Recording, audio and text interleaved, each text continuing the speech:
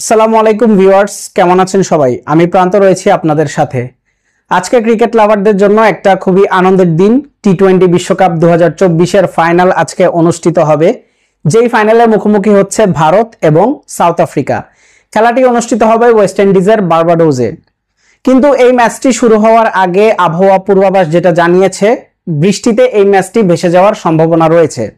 এখন বৃষ্টিতে যদি এই ম্যাচটি ভেসে যায়, সেই ক্ষেত্রে এই ম্যাচের ফলাফল কিভাবে নির্ণয় করা হবে বা চ্যাম্পিয়ন হবে কোন দল, সেই তথ্যই থাকছে আজকের এই ভিডিওতে।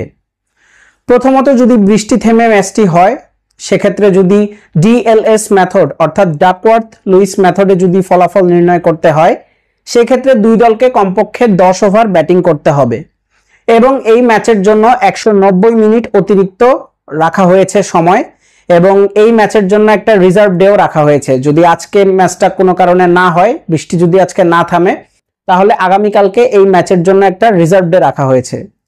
এখন এই রিজার্ভ ডেতেও যদি ম্যাচটি হতে না পারে, অর্থাৎ আগামীকালকেও যদি এই ম্যাচটি না হয় বৃষ্টির কারণে, সেই ক্ষেত্রে দুই দলকেই যৌথভাবে চ্যাম্পিয়ন ঘোষণা করা হবে। আমরা কেউই চাই না যে যৌথভাবে চ্যাম্পিয়ন ঘোষণা করা হোক, আমরা চাই যে একটা সুন্দর ম্যাচ হয়ে দুই দলের যে কোনো এক দল চ্যাম্পিয়ন হোক। এই ম্যাচে খেলার জন্য মুখোমুখি হয়ে আছে সাউথ আফ্রিকা এবং ভারত, দুই দলই। সেক্ষেত্রে প্রথমবারের মতো টি-20 বিশ্বকাপের ফাইনালে উঠেছে সাউথ আফ্রিকা, তাদের জন্য একটা স্পেশাল ওকেশন আজকে, এবং প্রথমবারের মতো টি-20 বিশ্বকাপটা জিততে পারলে সেটা আরেকটা নতুন অ্যাচিভমেন্ট হবে।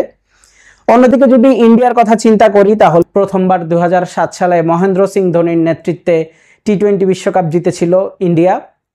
এবার রোহিত শর্মার নেতৃত্বে 2024 সালে আবারও ফাইনালে উঠেছে ইন্ডিয়া। এর আগে 2014 সালে ফাইনালে উঠেছিল শ্রীলঙ্কার এগেনস্টে, কিন্তু সেই ম্যাচটি জিততে পারেনি।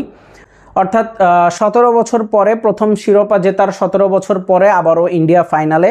সেক্ষেত্রে ইন্ডিয়া চাইবে যে নিজেদের দ্বিতীয় শিরোপাটা ঘরে তুলতে। আজকে কোন দল চ্যাম্পিয়ন হবে, খেলাটি বৃষ্টিতে হতে পারে কি হতে পারে না, আপনার সব মতামত আমাদের কমেন্ট বক্সে জানান। ভিডিওটিতে একটা লাইক দিয়ে চ্যানেলটি সাবস্ক্রাইব করে আমাদের সাথেই থাকুন, আর যারা সাবস্ক্রাইব করেছেন থ্যাংক ইউ সো মাচ। দেখা হচ্ছে পরবর্তী কোনো নতুন ভিডিওতে। সেই পর্যন্ত ভালো থাকুন, সুস্থ থাকুন।